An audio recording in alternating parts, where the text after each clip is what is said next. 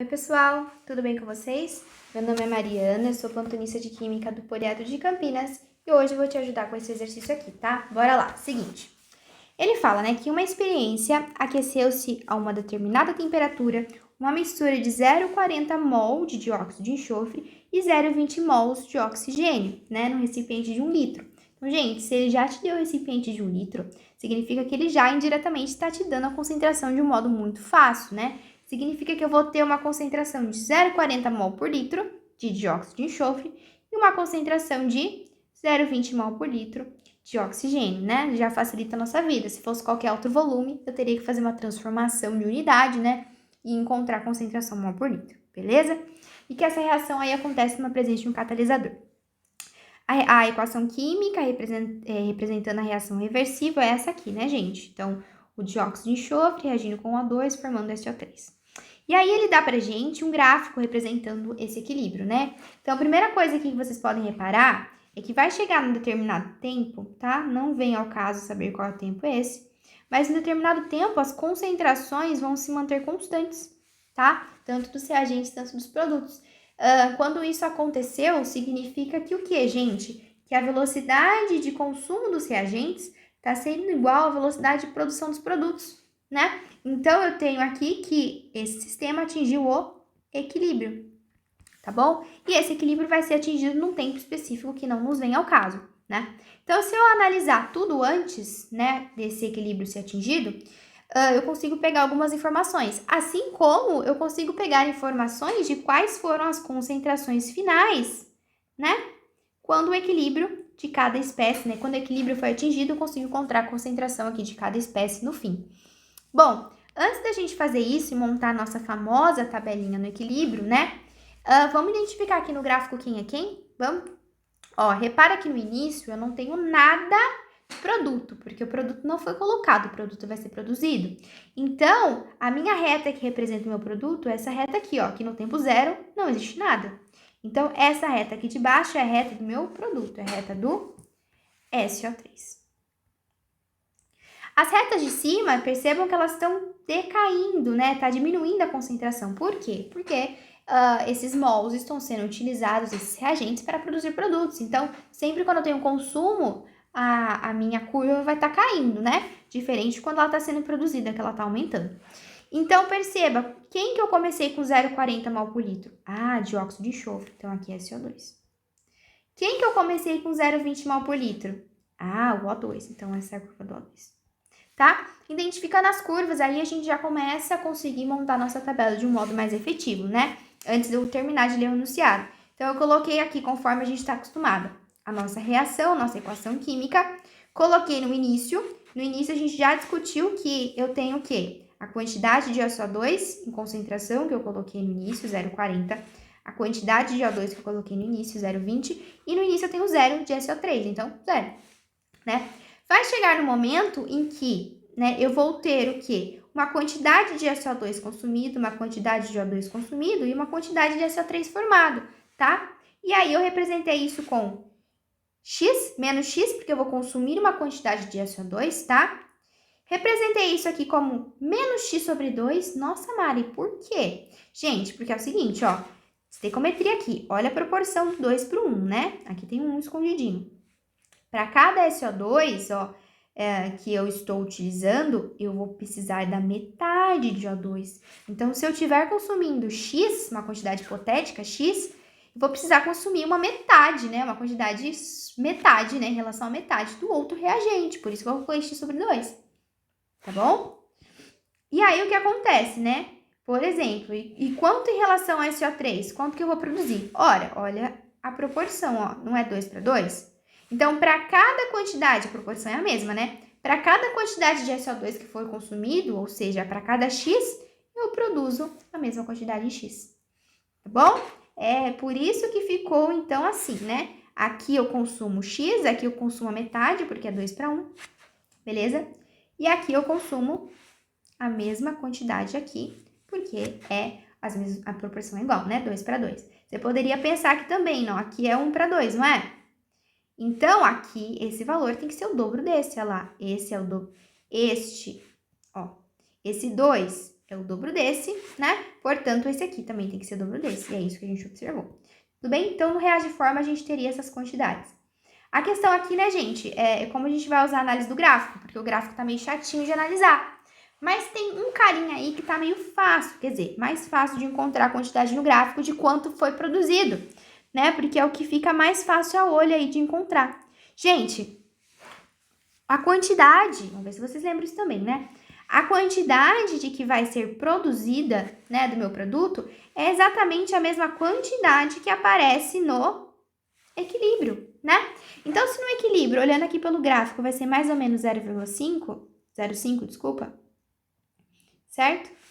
Esse x que foi produzido é igual o x que vai aparecer no equilíbrio, significa que isso aqui vai ser igual a quanto, né, gente?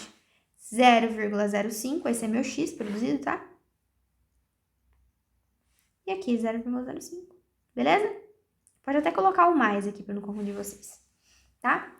E aí, se eu seguir essa relação, se esse x, então, esse 0,5, só escrever aqui para vocês, isso aqui é o x, significa que aqui também eu tenho quanto, gente? 0,05, que foi consumido para produzir esse 0,05 do produto, beleza?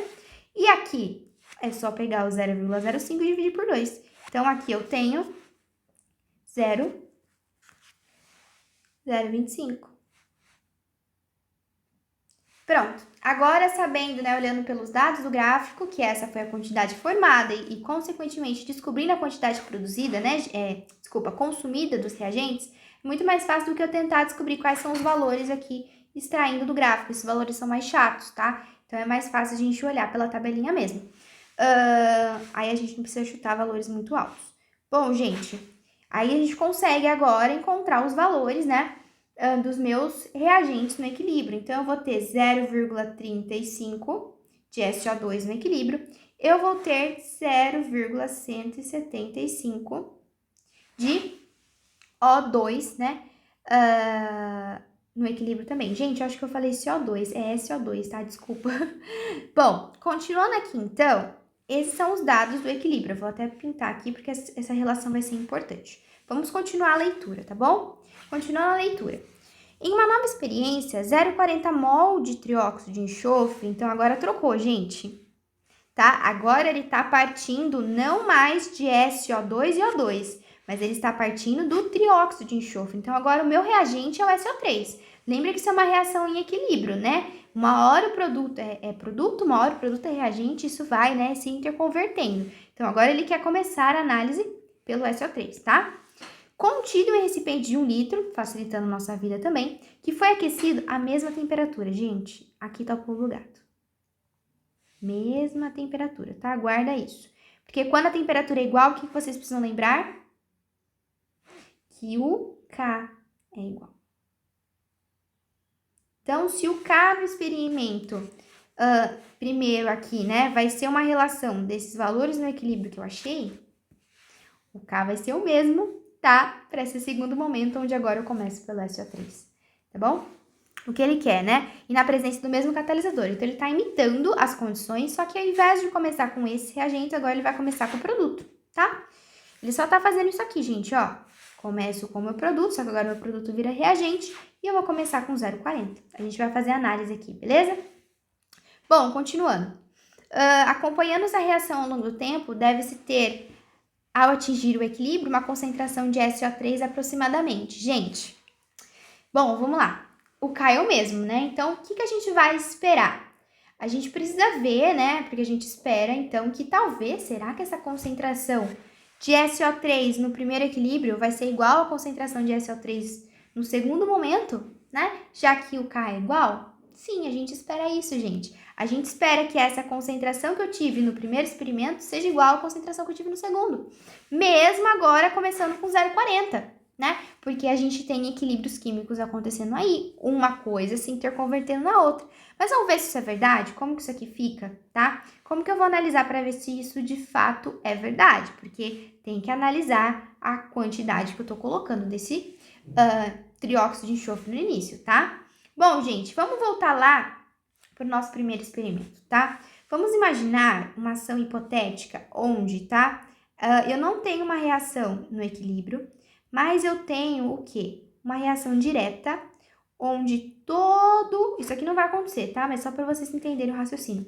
Onde tudo que eu coloquei de SO2 e O2 reagiu por completo e formou completamente só SO3, tá? Então, se eu estou colocando 0,40, que foi o que eu coloquei no início, tá?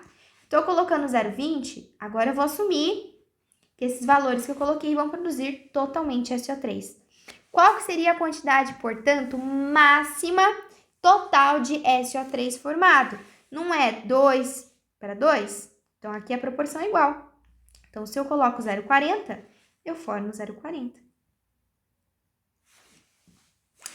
Se aqui é 1 para 2, só para confirmar para vocês, tá? Se eu coloco 0,20, eu tenho que produzir o quê? O dobro, né, gente? Então, só para vocês verem que a proporção está correta. Gente, percebam um negócio maluco aqui, ó. Que se essa reação tivesse ocorrido por completo, eu produziria, né, essa mesma quantidade de que eu tô colocando aqui no início. Esse é o pulo do gato, gente. Se a reação fosse inteira, feita por completo, sem estar no equilíbrio, né, deu o valor exato do que eu vou colocar, né, no início de uma nova reação, significa o quê? Significa que se essas temperaturas são iguais, gente, olha o negócio, que loucura, significa que a mesma quantidade eu vou encontrar de SO3 aqui também, no segundo equilíbrio. Então, o SO3 no equilíbrio vai ter a mesma quantidade, os K são iguais, os valores que eu esperava obter de SO3 também são iguais do que eu estou colocando nessa nova experiência. Então, a conclusão que eu tenho aí, eu devo esperar obter nesse meu novo equilíbrio a mesma quantidade que eu obtive no segundo, tá? Gente, não precisa fazer mais nenhuma conta, era necessário ter esse raciocínio, que eu concordo com vocês, não é um raciocínio fácil, tá bom? Para poder entender que a concentração, né? Fazendo um resumo aqui, ó, que a concentração do SO3, que é o que ele pergunta aqui pra gente, né? Que a concentração do SO3, no fim, nesse segundo experimento, por ter a mesma temperatura, tá? E por a gente perceber que se a reação acontecesse ao completo, sem ser um equilíbrio, eu produziria a mesma quantidade do que eu estou colocando no meu novo experimento, né? O valor no equilíbrio dessa espécie que eu estou trabalhando também vai ser o mesmo.